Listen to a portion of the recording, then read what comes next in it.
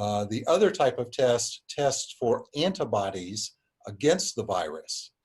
And what this tells you is this gives us an indication if you have ever been infected.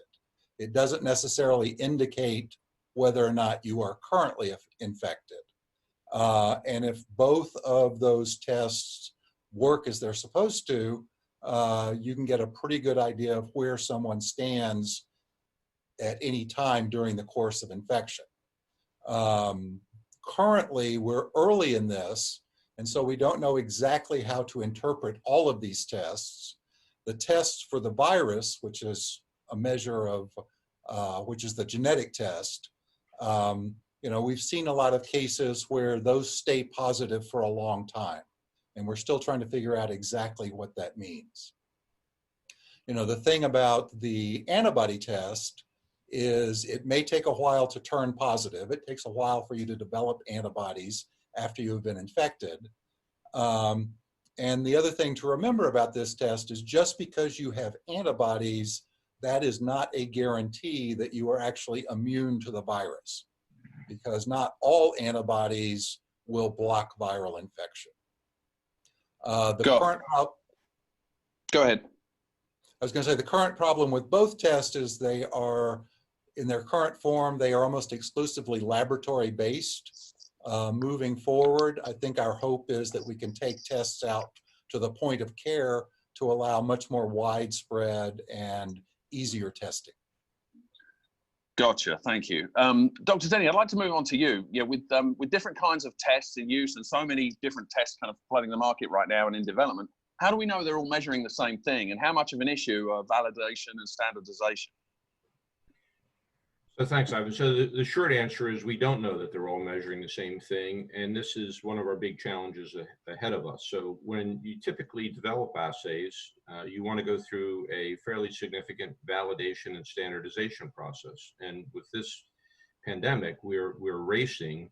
We're in a war, and we're racing to get all the tools ready faster than we would typically do this for a lot of other uses. So what you want to be able to do is have a number of different testing platforms and be able to have a well-curated set of samples that you can run those samples on all of the platforms and look at your results and then start to understand, are they all picking out the same measurement, or are they measuring different types of antibodies or different types of responses? And this is critically important to what we're trying to do when we say we're going to test everyone and understand who has protective immunity or who doesn't have protective immunity, who's for all the dynamics around that type of those types of measurements. Gotcha, thank you. So Dr. Woods, Dr. Denny was talking about this race that we're in. How far, can we say how far we are from an effective test and trace approach? And can we reopen society without reliable information about how prevalent the virus is? Yeah, appreciate the question. Thanks for allowing me to be here this morning. First of all, I would start by saying we're all due a measure of congratulations so far with this approach to social distancing. We've taken both the public as well as our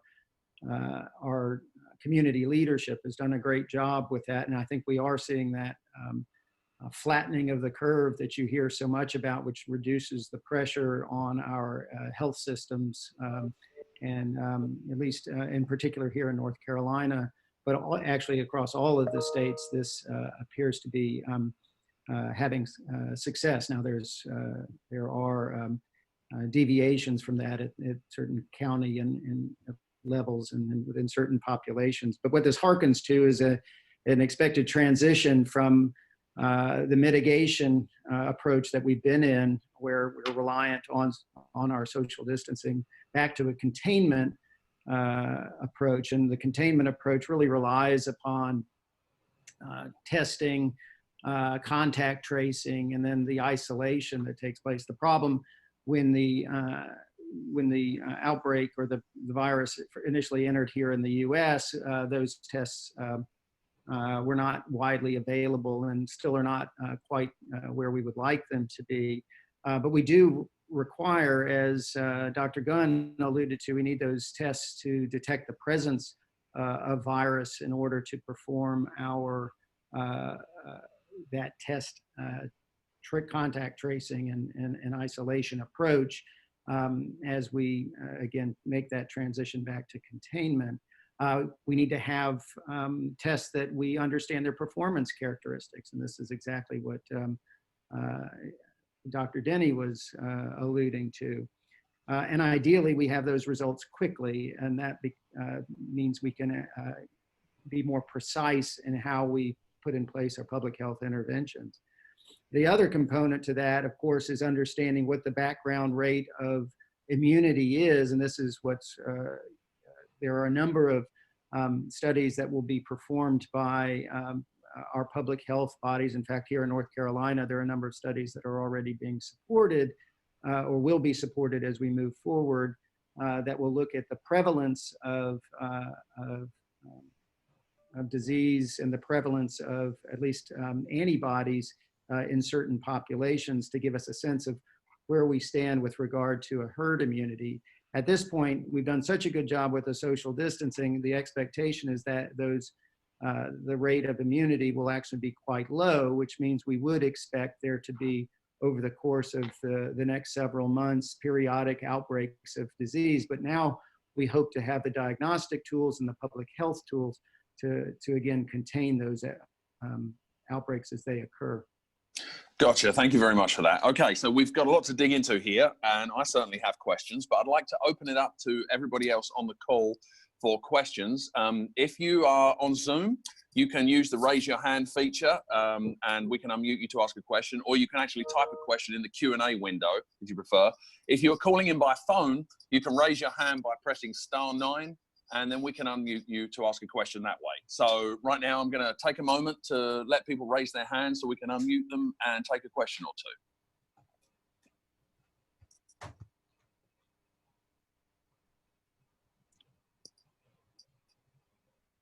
And if we get a couple of moments without any, then I will ask a question of my own. But I'll just give people a moment here. Oh, we have a question in the Q&A. Okay, and I'll let you guys decide which one of you wants to tackle this first. What level of testing do you believe is necessary to reopen the economy fully? As in, what number of tests per week? So, I mean, so several groups have estimated that. And it's dependent on your strategy, I guess, is the way to do it. I mean, people envision that, oh, we have to test every single person on a weekly basis. And that's not true. I mean, this is kind of like same thing that happens in a forest fire. Once you get the fire under control, then it's an issue of, managing the hot spots. And what we need to do very efficiently is, be able to identify people that are at risk for having been infected, that have been in contact with someone who either developed symptoms or had a positive test, and then rapidly be able to test those people to cut down the spread very quickly. I mean, this is a fast-moving virus, so this may require a technological solution, such as, I'm sure you've been hearing about the apps that will monitor who you've been close to.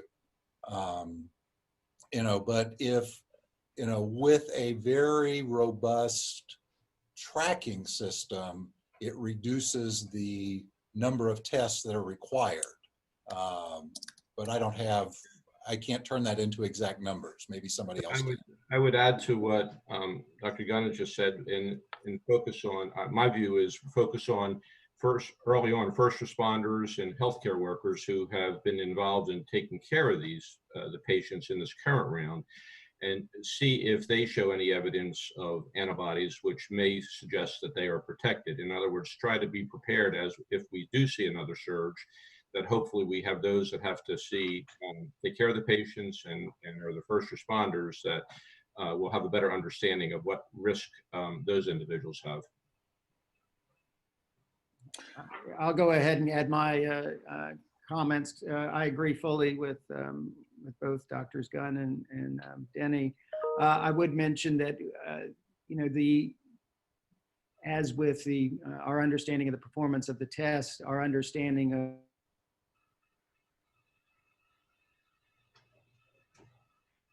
we're still learning And so these studies that are, or these investigations that are being put in place where we understand the change in prevalence in a community over time will help inform just those types of questions.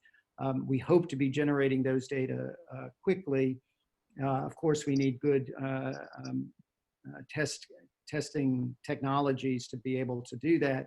And again, once this will allow us also at the same time to assess those augmented contact tracing technologies that Dr. Gunn alluded to, and see how well they are actually taken into the community, what the issues are with privacy, what our ability is to really get to those first and second generation of contacts to successfully control those forest fires as they break out. Gotcha. Well, thank you, Dan. I hope that answered your question. We're now going to go to a question from Mary Ellen. And speakers, if you would, since we have some people just joining by audio, if you could identify yourselves when you start to speak, panelists, that would be great. So Mary Ellen, I gather you have a question. Yeah, hi, I'm Mary Ellen McIntyre with CQ Roll Call in DC. I was hoping you guys could talk a little bit about what you think sort of the relationship between a national testing strategy versus state-led efforts should look like, and sort of what that kind of partnership should be like. Maybe I'll lead off and the others can comment. It will be location and dependent. I think that we require substantial national leadership from our national public health entities, and but ultimately at the state level, that's where the data will be available to make the best decisions about where to invest current resources and where to direct subsequent resources. In a state like North Carolina, actually, we are fairly democratized, and even the decision-making capacity is heavily focused at the county level, and so so there will be, and appropriately so, there needs to be involvement at all levels, local, state, and federal, with a good dose of those of us doing research at the academic level, contributing our expertise. Thank you, Dr. Woods. Dr. Gowan or Dr. Denny, would either of you like to add to that? Yeah, I'd go along with what Dr. Woods has said, that there needs to be a strong national component of support. This is going to be costly. It's going to take a lot of people to execute these plans. But I do believe at the end of the day, the testing part of it has to be very local, and you're going to have to triage into this, grow into this. And I think you go in each local community and you work with your public health teams, and you try to identify those within that local community setting who are the most at risk early on, and then work out in rings, if you will. You know, we talk about rings of containment at times and things like that. Well, this is the same concept for me, is start where those are the most risk, potentially lower socioeconomic groups that are typically see more health problems, and then work away to the lower risk individuals, because all this is going to take time. You can't get it done overnight. And I Thank you, sorry, that was Dr. Denny. Thank you. And Dr. Gunn, you've got something to add too. I said the one thing that national coordination would really be helpful on is the development and validation of tests. It's been kind of a free-for-all up till now, with every company that could conceivably put out a test has put out a test, and there hasn't really been the quality control that this needs. And the two things that would really be helpful as far as national coordination is, number one, coordinated development of different types of tests, and number two, validation. And that doesn't have to be done at the national level, but I think it would be helpful if it were coordinated at the national level. Gotcha. Thank you very much. Okay, we've got some more questions in the chat here. And here is one from Jacqueline Stenson. And the question is, what are the main hurdles we need to overcome to have enough coronavirus tests?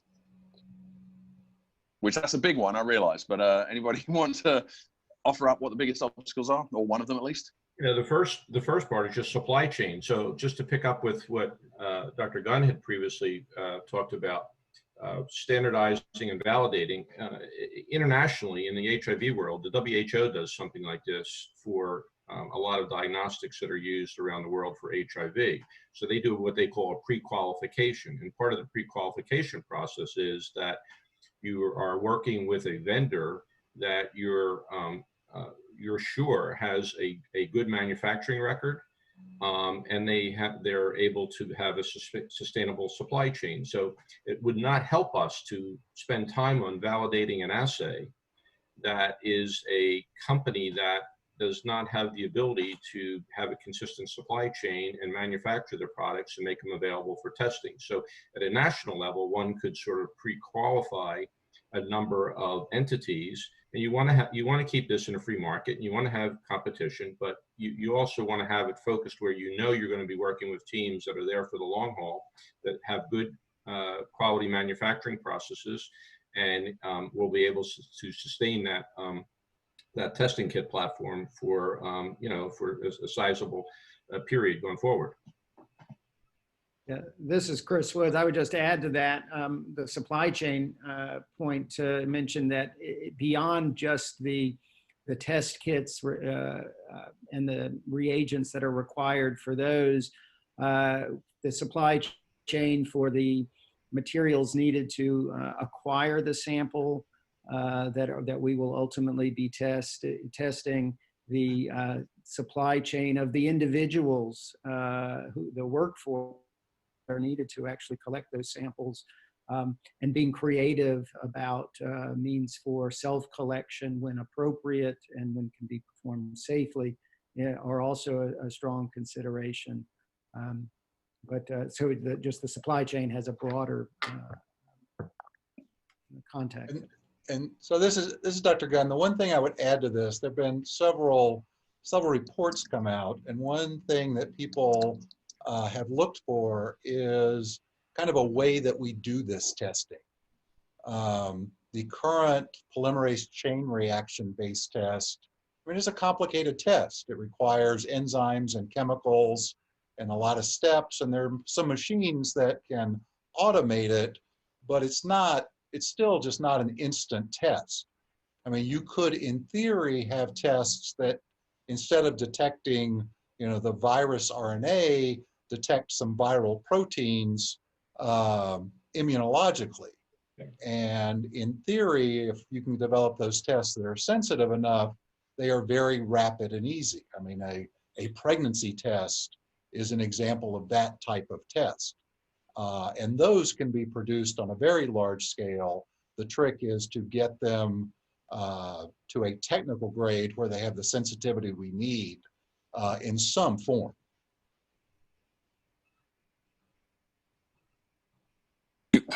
Gotcha. Okay, thank you very much. We're going to move. We've got several more questions here in the Q&A, so I'm going to move to one of them here.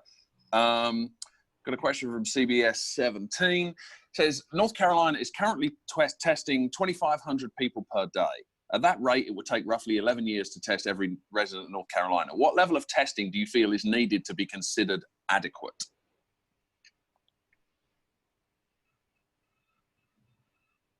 Okay, where's one of our public health people to? Chris, this is probably you. You're the best here. So this is Chris Woods. Again, we've shied away from assigning a number to this, and I think that that's appropriate as we get in, a number of focused investigations are going to be supported by the state, and we will have a better understanding again of what the background immunity will be, et cetera. We've talked a little bit about focusing testing efforts on those populations that are at greatest.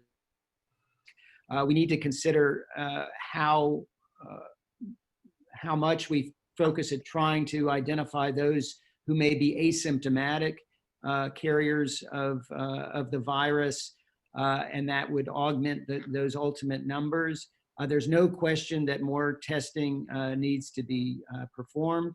I actually think we're probably underutilizing testing capacity that exists in the state at the moment, and we can increase those numbers significantly. However, we need to be developing strategies with between the health systems in the state, as well as with the public health infrastructure that allows us to be most efficient about testing. But again, I think we can accommodate a greater number of tests. So this is Dr. Gunn. The one thing I would add to that, I mean, the reason we can't give you a straightforward answer, it kind of depends on the situation. I mean, clearly this is not going to be an all or none.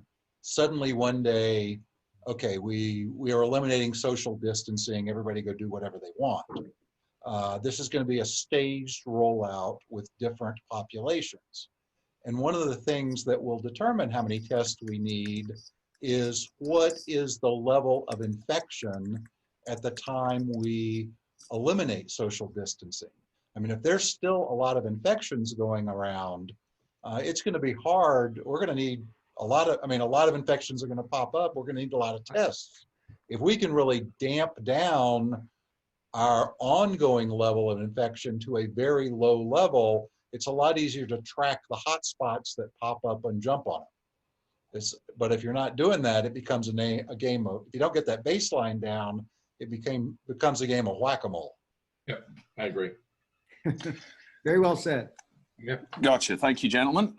We've got some more questions in the Q&A that I'll go to. I'll just remind the reporters on the call that you can raise your hand if you actually want to ask a question vocally, and if you're calling in by phone, you can do that by hitting *9. But for now, I'm going to return to the Q&A panel here and find us another question.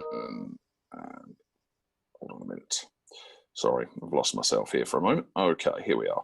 So, okay, we have a question here in the Q&A that says, what is the problem with antibody testing, technically speaking? Is it how the antibodies are formed, or how they interact with the technology, or is it a lack of chemicals such as reagents? So can anybody kind of talk about problems with antibody testing?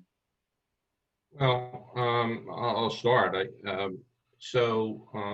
How you make the antibody test can be variable depending upon. So in other words, what you're trying to measure in the individual. So of this virus, there's an envelope, there's a spike protein, there's different core components we call the virus. So depending upon what you're measuring, that could be variable from different kits, kit 1 or kit 2 or kit 3. And then once you decide to make a reagent to go after that measurement, how well you make it, think of sensitivity and specificity type of issues. So how well the antibody goes after the target you're looking for. If it can really fit like a nice lock and key relationship, then you probably have a good set of reagents. If it does not fit like a nice lock and key relationship, then you don't have a nice set of reagents, and you may have less specificity and less sensitivity, and then that translates to not measuring everything you'd like to measure, or missing some signals.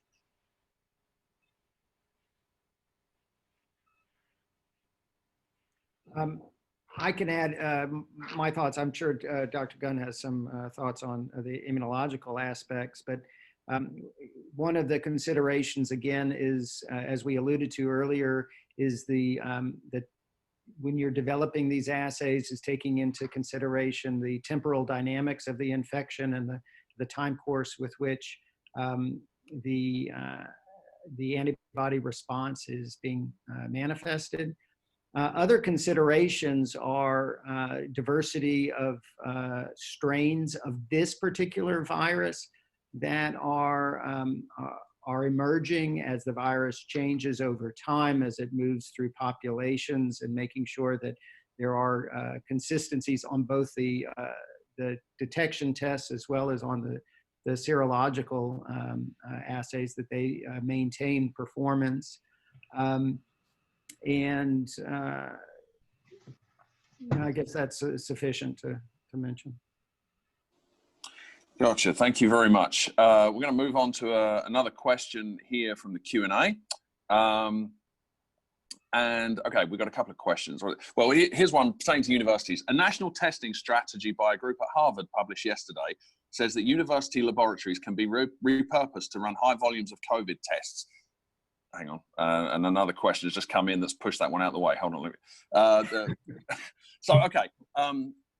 A national testing strategy by a group at Harvard published yesterday says that university laboratories can be repurposed to run high volumes of COVID tests to meet demand. What's your view on this? Can universities be a major source of testing capacity in the US? Yeah, I think they can. Having said that, what one has to understand is there is all different levels of doing a test. So, you know, at one point in my career, we did tests as what we would call a research test, and we did it with not a lot of standardization. And then you can, you know, introduce standardization such as what's called GCLP, good laboratory principles, or good clinical laboratory principles, or you can be in a laboratory that has an accreditation for testing. So while I don't think every lab has to have the highest accreditation to help do this public health type of testing, I do think that laboratories have to meet some level of standardization and criteria. Otherwise, I think what you will find is a lot of variability in the testing that's done from site to site. So I would not be in favor of just saying every laboratory that can do an antibody test start doing testing for public health purposes here and surveillance testing. I think there should be some set of mobilization and standardization across those labs, and making sure that you have the appropriately trained people that are familiar with the assays or these type of assays, and that you have then some sort of quality control measures that are put in place that you can say, well, if 3 laboratories are doing 1,000 tests, are they all doing a same level of performance? Otherwise, you end up with a lot of data that could lead us down a direction with a lot of confusion. Thank you, Dr. Denny. Either of the other panelists got anything to add there? Not really. Okay, well, we'll move on to another question, and this is more for focus on people who are at home dealing with this thing. Is taking temperatures a good way to test for indication of the virus? I'll say. Go ahead. Go ahead. Well, it is good. It is not. I'm not exactly sure what percentage of, well, we don't know what percentage of people actually become symptomatic and develop fever. It's a good screening. It is not absolute because as far as we can tell, there are a lot of people that are infected, don't develop a fever, don't develop symptoms. Not perfect, but it's better than nothing. Yeah, what I would say, in full agreement with Dr. Gunn, this is Chris Woods. I think in the hospital setting, we do see a fairly consistent presentation, not totally homogeneous, but fever and shortness of breath are fairly common in that group. When you move to the outpatient setting, which is where we need to be implementing these strategies, the diversity of symptoms I have found is tremendous. I even have said on occasion that if you've seen one case of COVID-19, you've seen one case of COVID-19.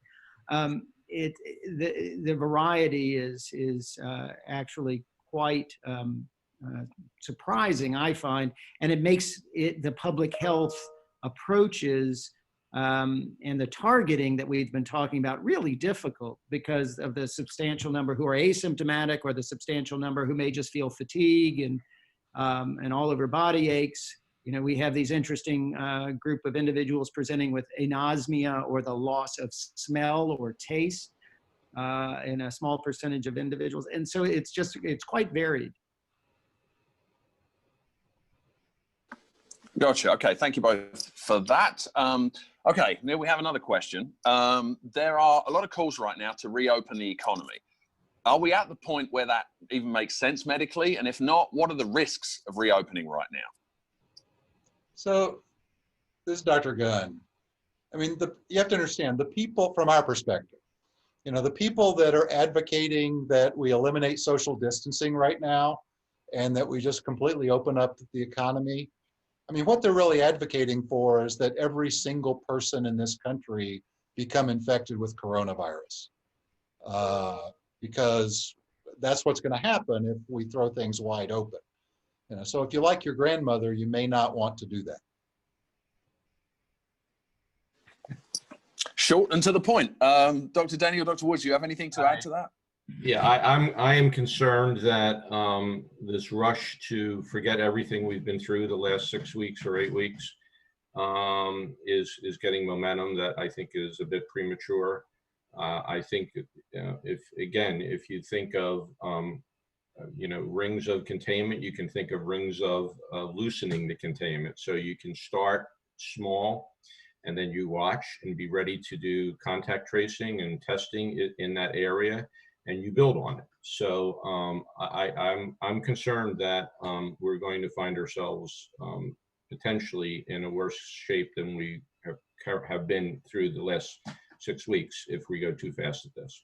And the other part, I'm sympathetic to people. The other part I would say to what Dr. Gunn mentioned is, I know there are a lot of people that have lost jobs and suffering incomes right now, loss of income, and they may be motivated to by those concerns, and I understand that, but that's something that we can deal with on a national level, as opposed to forgetting all the efforts we've been through for the last 6 to 8 weeks, and take this a little bit slower. Gotcha. Sorry, go ahead, Dr. Gunn. Well, I would add one thing to that with respect to people's frustrations.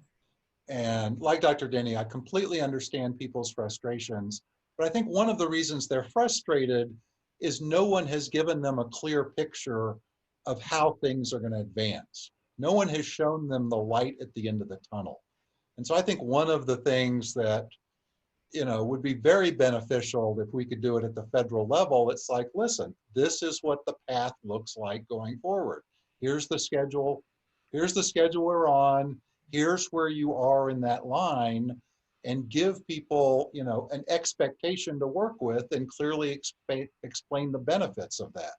I mean, if we just leave it as it is now, which is the story kind of changes every day, I mean, no wonder everybody is frustrated. Yeah.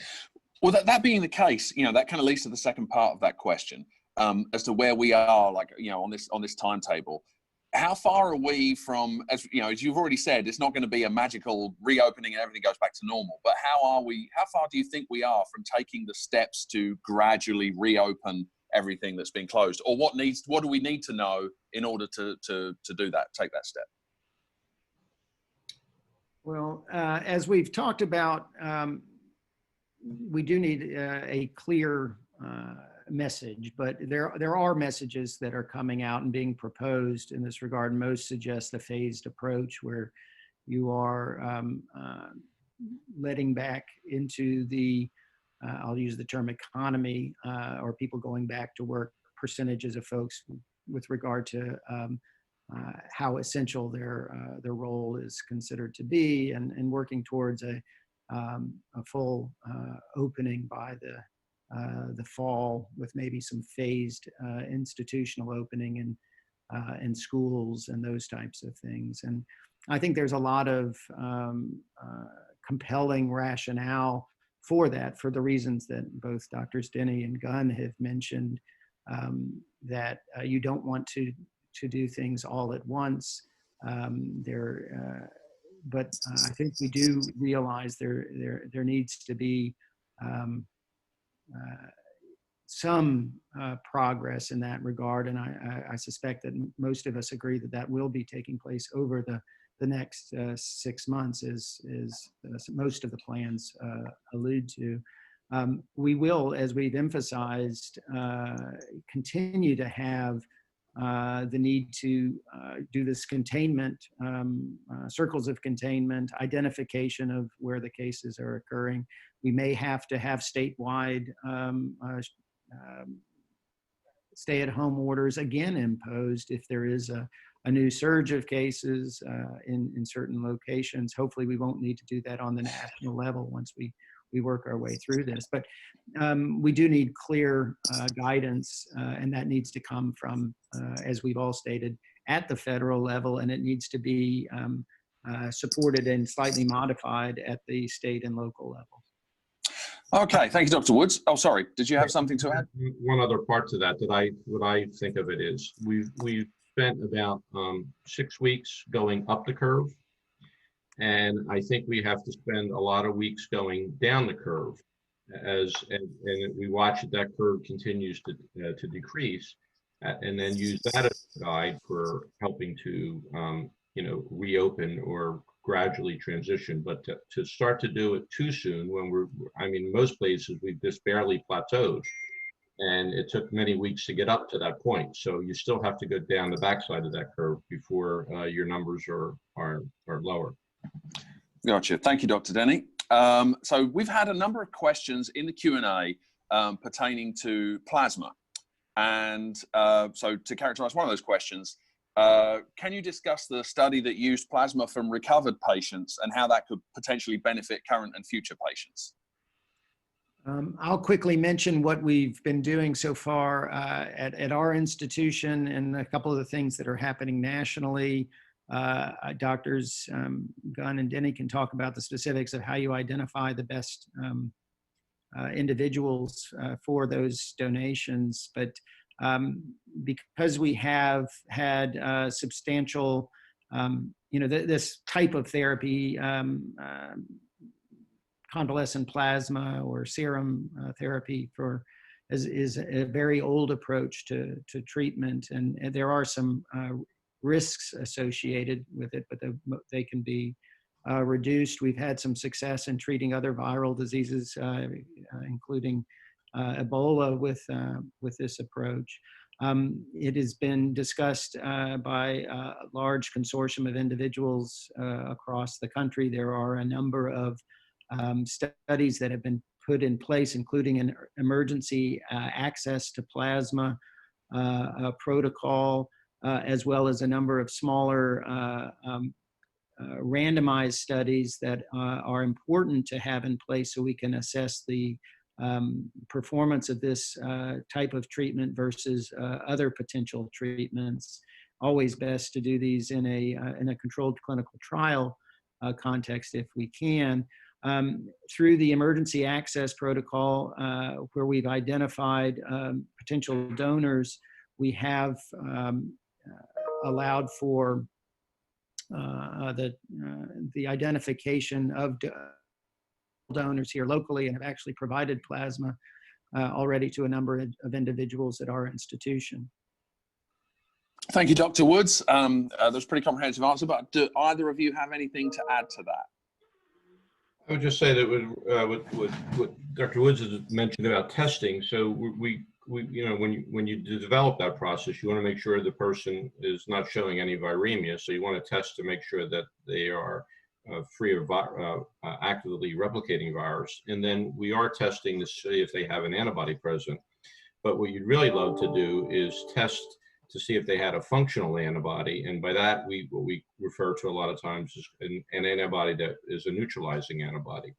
And those assays are pretty labor intensive, and it takes a while to get them up to the point that you could support wide scale use of them in a real time to make those decisions. But hopefully we will learn as we do these tests on donors that provide plasma, we may learn that some are actually better donors for that type of therapy than others, and it may be related to the type of antibody profile that they have. Gotcha. Thank you, Dr. Denny. That actually leads us into another question that we had in the Q&A, which says that many people who have been deemed to have recovered from COVID-19 say they were never retested for the virus. Do we need to be retesting COVID patients before releasing them from medical facilities or self-quarantine?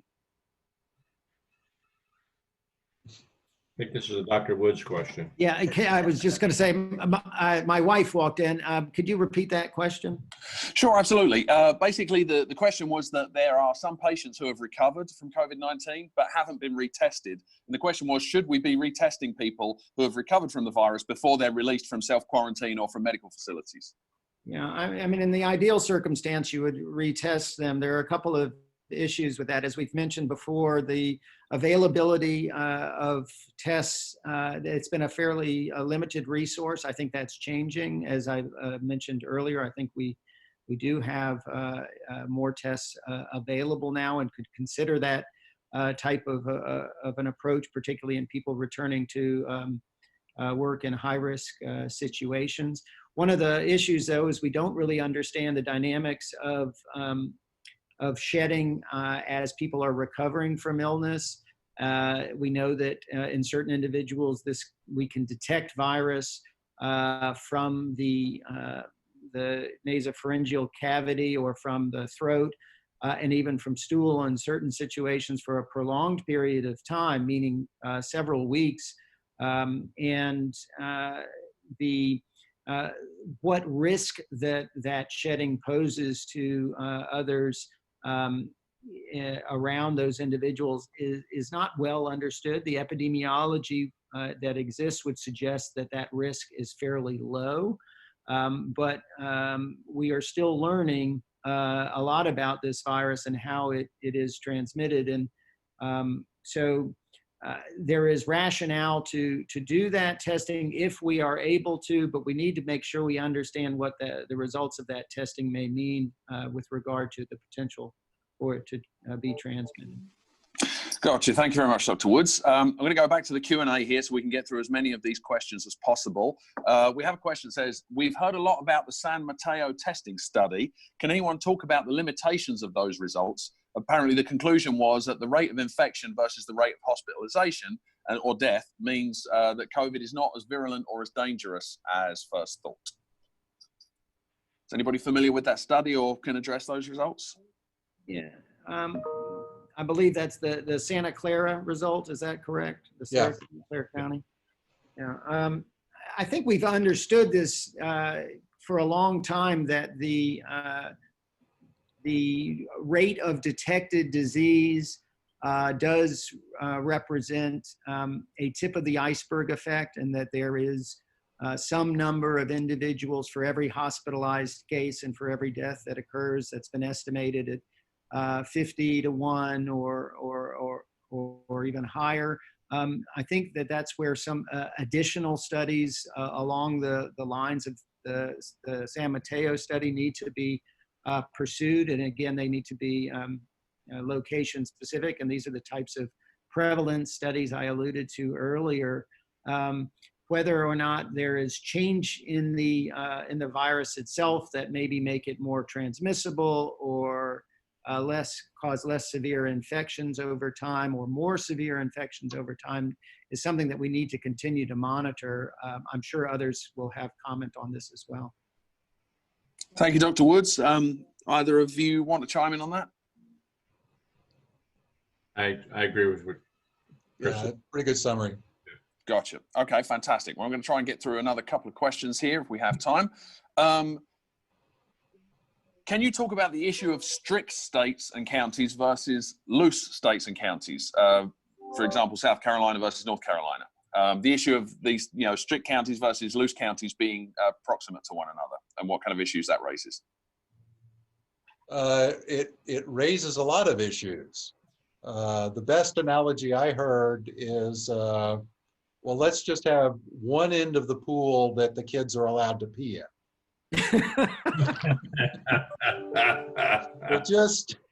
It doesn't do that much good if there's places that aren't being restricted. People drive across the state line, and the lovely and charming folks from South Carolina will come up and infect us, no matter even if we are doing good social distancing. So yeah, it is a problem. And I think the best approach that, the so-called regional, where you have a group of states, and, as a former Northerner, but following the New York and Connecticut and Pennsylvania, New Jersey sort of alliance and trying to work in a region there, I think that makes sense. If we could get regions to cooperate and work on plans that are consistent with each other, that would help us go a long way in this direction. Gotcha, both of you. Thank you both very much there. We've got one more question here in the chat. Would widespread antibody testing be enough to reopen the economy? I know that's kind of broad, but can we have any comment on that? No. No. It would help, but the situation, you know, if it takes 10 days to develop antibodies after you're infected, that means, you know, I can be infected other people, I get an antibody test and that antibody test comes back negative. Like I said, the testing for the antibodies tells us something very different than testing for the virus itself. Yeah, I think what we have to look at this as is we have a toolbox, and we need a number of tools in that toolbox, and we need to use them as a team to address this. So antibody testing is one part of it, and there's a lot of other phases of public health issues or other types of testing. You know, so we talk about the virus, the PCR test. So it's a combination of approaches that need to be in the toolbox and need to be used within small regions as we work to open up the economy. Gotcha. Thank you all very much. Okay, we're going to do one last question and then we'll wrap this up. And I'd like each of you to take a stab at this one. What's the one most important step that you'd like to see the federal government take right now? Because obviously the response has been somewhat scattershot, one might say, but what's the one thing that you'd like to see the federal government do before anything else, if you can boil it down to one? For me, the political leadership has to be consistent on a day-to-day basis.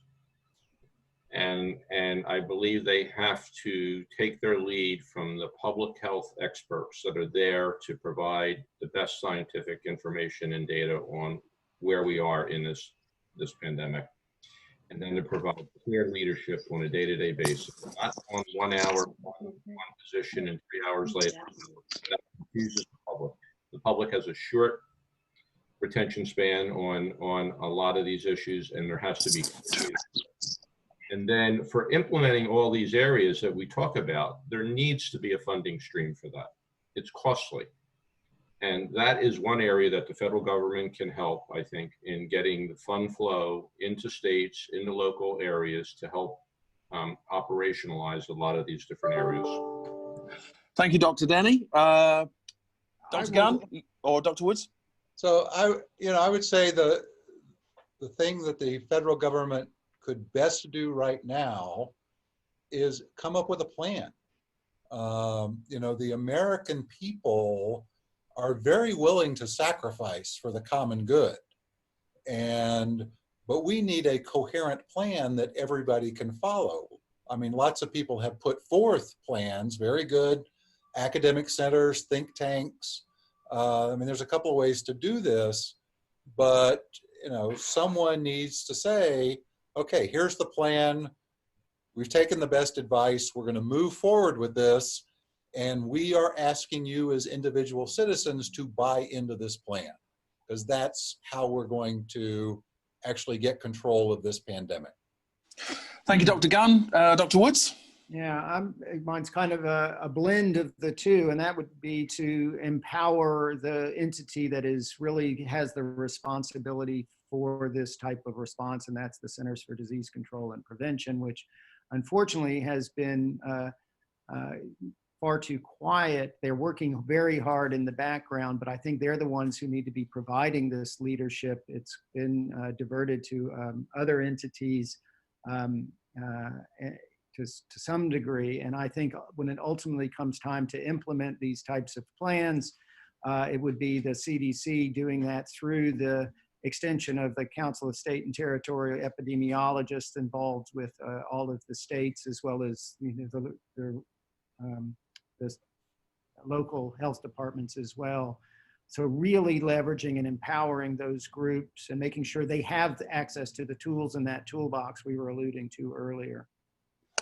Gotcha. Thank you, Dr. Woods. We're going to wrap it up there. So thank you ever so much to our panelists, Dr. Gunn, Dr. Denny, Dr. Woods. Thank you for everybody for joining us and for all your questions. Everybody who registered for the briefing will get a copy of the recording, and that should be headed your way shortly. So thank you, everybody, for joining us, and please stay well. Thank you. Thanks so much. Bye. Thank you. Thank you.